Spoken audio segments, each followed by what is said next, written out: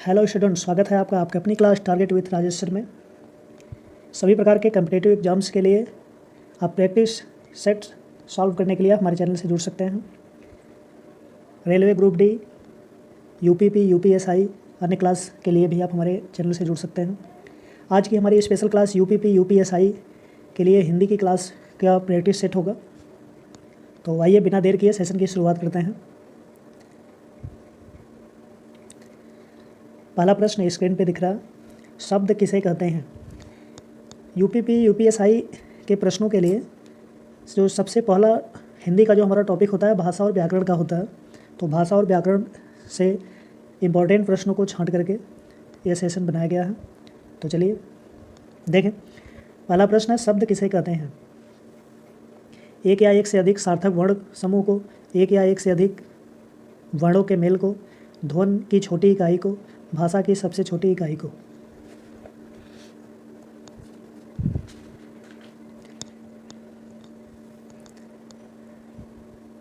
तो शब्द किसे कहते हैं। एक या एक से अधिक सार्थक वर्ण समूह जो होता है उसी को ध्वनि कहा जाता है। एक या एक से अधिक सार्थक वर्ण समूह को एक या एक से अधिक सार्थक वर्ण समूह को शब्द कहते हैं। एक या एक से अधिक सार्थक वर्ण समूह जो होता है वही शब्द कहलाता है। और जो ध्वनि की बात होती है तो ध्वनि जो है यह भाषा की सबसे छोटी इकाई होती है। ध्वनि भाषा की सबसे छोटी इकाई होती है। ध्वनि का ही दूसरा नाम वर्ण भी होता है। ध्वनि का जो दूसरा नाम है वह वर्ण भी है। और यदि वर्णों का मेल कर दिया जाए, एक से अधिक सार्थक वर्णों का अगर मेल कर दिया जाए, सार्थक वर्णों का समूह बना दिया जाए तो वही शब्द बन जाता है।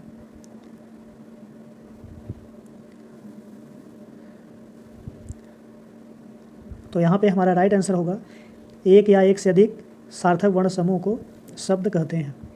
चलिए नेक्स्ट प्रश्न देखें। महाराष्ट्र में किस भाषा का प्रयोग अधिक होता है। अंग्रेजी का, हिंदी का, मराठी का, मैथिली का। तो जाहिर सी बात है महाराष्ट्र है। महाराष्ट्र में मराठी सर्वाधिक बोली जाती है। तो सबसे अधिक प्रयोग होने वाली महाराष्ट्र में जो भाषा है वह मराठी भाषा है। नेक्स्ट प्रश्न है हमारा, हिंदी भारत के कितने राज्यों की राजकीय भाषा है। हिंदी भारत के कितने राज्यों की राजकीय भाषा है। तो 9 राज्यों की, 10 राज्यों की, 13 राज्यों की, 15 राज्यों की। तो चलिए समझते हैं। हिंदी भारत के 10 राज्यों की राजकीय भाषा है। हिंदी जो है यह भारत के 10 राज्यों की राष्ट्रभाषा है, राजकीय भाषा है, जिसमें 9 राज्य हैं और एक केंद्र शासित प्रदेश है। एक केंद्र शासित प्रदेश है। 10 में से 9 राज्य और एक केंद्र शासित प्रदेश है, जिनके नाम क्रम से हैं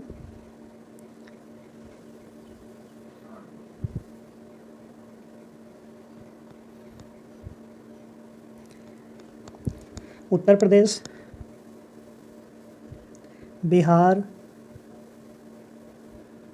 झारखंड, मध्य प्रदेश,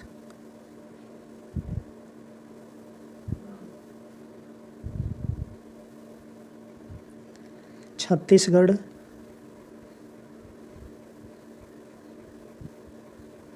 राजस्थान,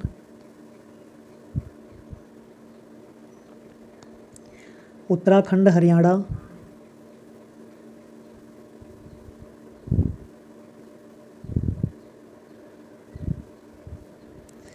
हिमाचल प्रदेश, HP कर दिए। और केंद्र शासित प्रदेश में लास्ट है दिल्ली। केंद्र शासित प्रदेश में लास्ट में दिल्ली है।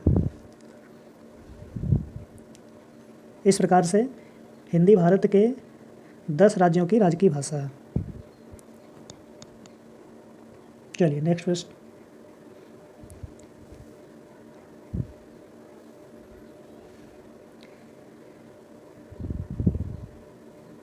संविधान के किस अनुच्छेद में हिंदी को राजभाषा माना गया है।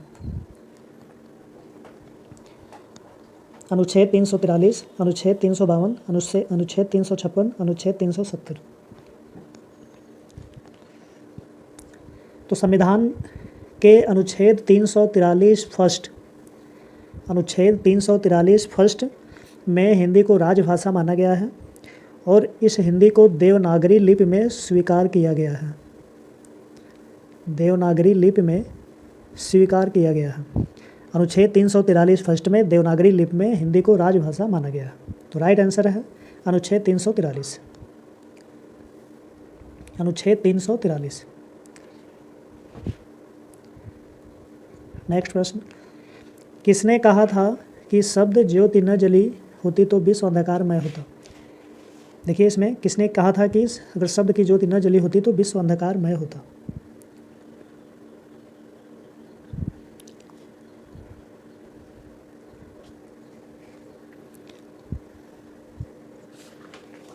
जवाब दें इसका। चलिए, किसने कहा था शब्द की ज्योति न जली होती तो विश्व अंधकारमय होता? आचार्य द्विवेदी नहीं, भरत मुनि नहीं, आचार्य शुक्ल नहीं, महर्षि दंडी ने कहा था कि अगर शब्द की ज्योति न जली होती तो विश्व अंधकारमय होता। तो राइट आंसर है महर्षि दंडी।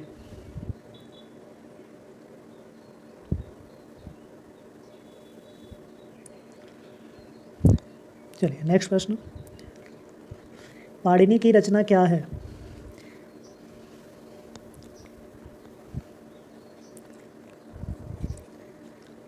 देखें, वेदांग ज्योतिष यह आचार्य लगध की रचना है।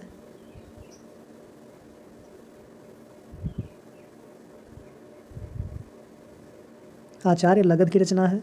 अष्टाध्यायी पाणिनि की रचना है। अर्थशास्त्र कौटिल्य की रचना है। नाट्यशास्त्र भरत मुनि की रचना है। तो पाणिनि की रचना का क्या नाम है? तो राइट आंसर होगा अष्टाध्यायी। अष्टाध्यायी पाणिनि की रचना है।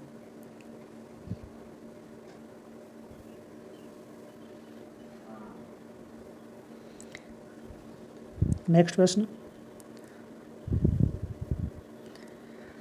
व्याकरण से किसके अस्तित्व की जानकारी नहीं मिलती? व्याकरण से किसके अस्तित्व की जानकारी नहीं मिलती?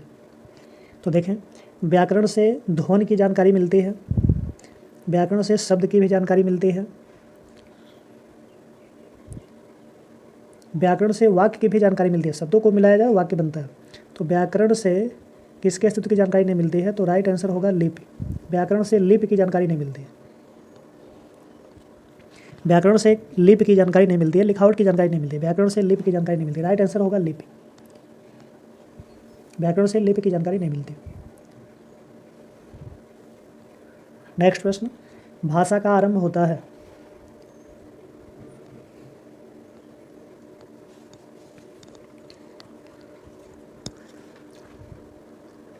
भाषा का आरंभ होता है तो बता दें, ध्वनि भाषा की सबसे छोटी इकाई है। भाषा की सबसे छोटी इकाई जो होती है वह ध्वनि होती है। तो भाषा का आरंभ जाहिर सी बात है छोटी इकाई से होगा। तो भाषा का आरंभ किससे होता है? ध्वनि से होता है। भाषा का आरंभ ध्वनि से होता है। ध्वनि को ही वर्ण कहा जाता है। वर्णों का मेल जब होगा शब्द होगा, शब्दों का मेल वाक्य होगा। तो राइट आंसर ध्वनि।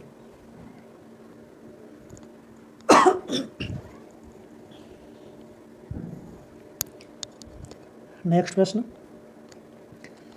हिंदी भाषा की लिपि है ब्राह्मी, जननागरी, आरामाइक। हिंदी भाषा की लिपि देवनागरी है। देवनागरी हिंदी भाषा की लिपि देवनागरी है।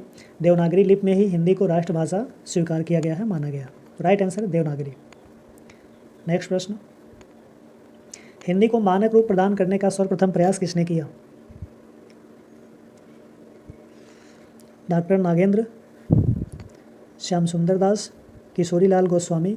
हिंदी को मानक रूप प्रदान करने का सर्वप्रथम जो प्रयास किया है वह किशोरी दास वाजपेयी ने किया।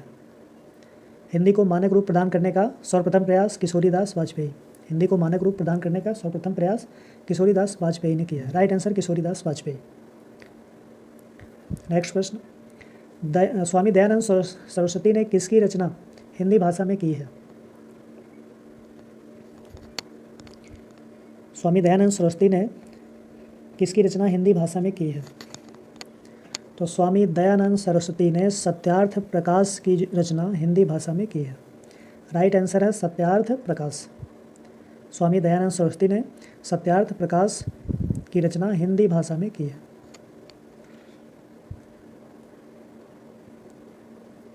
चलिए नेक्स्ट प्रश्न।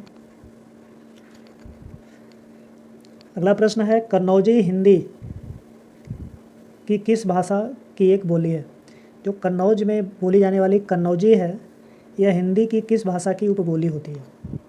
पूर्वी हिंदी या पश्चिमी हिंदी, राजस्थानी हिंदी, पहाड़ी हिंदी।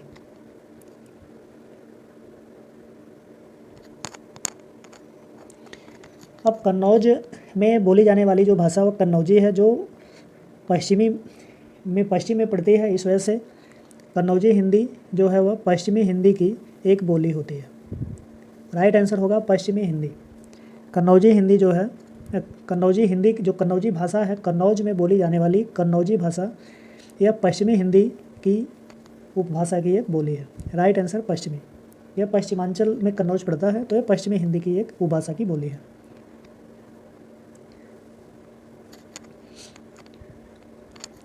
नेक्स्ट प्रश्न है निम्न में से कौन बिहारी हिंदी की बोली है। बुंदेली, मगही, हड़ौती, अवधी। बिहार के बहुत सारे कलाकारों ने बिहारी हिंदी पे गीत भी गाए हैं, तो जाहिर सी बात है उसमें नाम आता है मगही। तो हिंदी में कौन बिहारी हिंदी की बोली है, तो उसका राइट आंसर है मगही।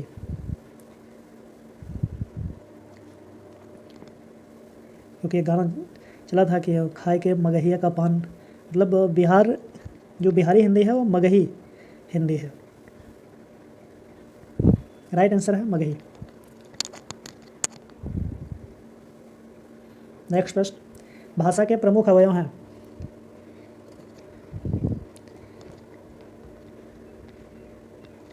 अब भाषा के प्रमुख अवयवों को क्रम में व्यवस्थित करना है। अब ऑप्शन से हमें ये छांटना कि कौन सा इसमें सही क्रम होगा। वर्ण, शब्द, पद, वाक्य। वर्ण, शब्द, अनुच्छेद, वाक्य। वर्ण, शब्द, वाक्य, शब्द, वाक्य, वर्ण, विचार। और वर्ण, शब्द, वाक्य, भाषण। भाषा के प्रमुख अवयव इन चारों में से कौन से हैं।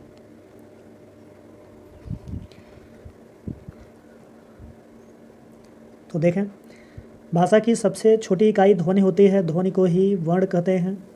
वर्ण का जो मेल होता है, वर्णों का जो सार्थक समूह होता है, शब्द होता है। शब्दों से पद बनते हैं और पद से वाक्य बनता है। तो राइट आंसर होगा वर्ण, शब्द, पद, वाक्य। भाषा का जो प्रमुख अवयव है वर्ण, शब्द, पद, वाक्य है। सबसे छोटी इकाई से भाषा बोली जाएगी, भाषा की शुरुआत होगी। तो ध्वनि होगा, ध्वनि से शब्द बनेगा, शब्द से पद बनेगा, और पद जो पद होगा, पदों से हम किसी वाक्य को बना सकते हैं। तो राइट आंसर वर्ण, शब्द, पद, वाक्य।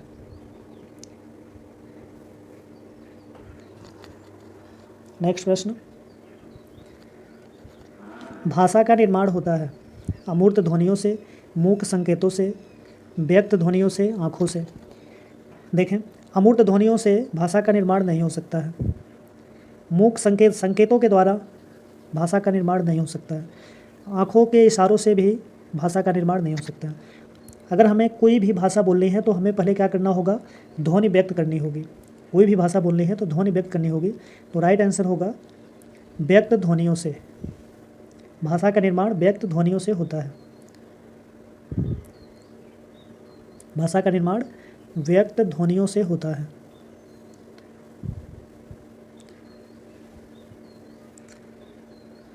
चलिए नेक्स्ट प्रश्न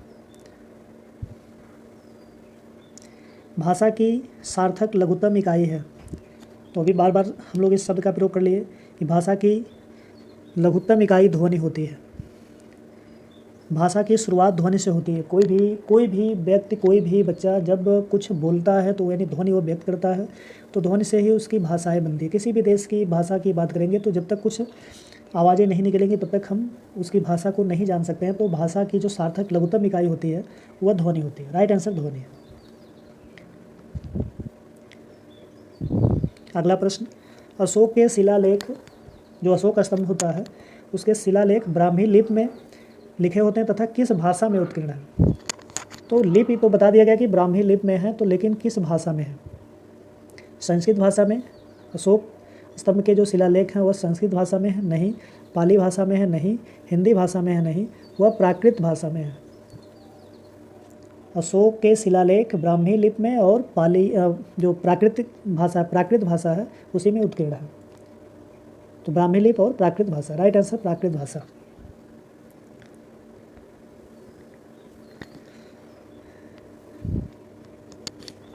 अमीर खुसरो ने हिंदी के लिए क्या प्रयुक्त किया? अमीर खुसरो ने हिंदी के लिए क्या प्रयुक्त किया?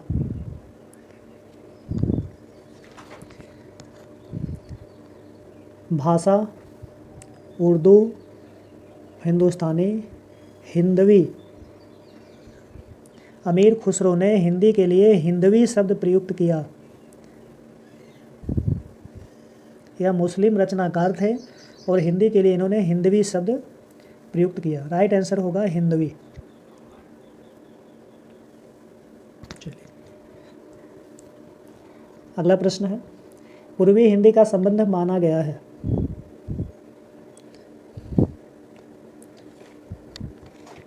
पूर्वी हिंदी का संबंध माना गया है। मागधी अपभ्रंश? नहीं। शौरसेनी अपभ्रंश? ये भी नहीं।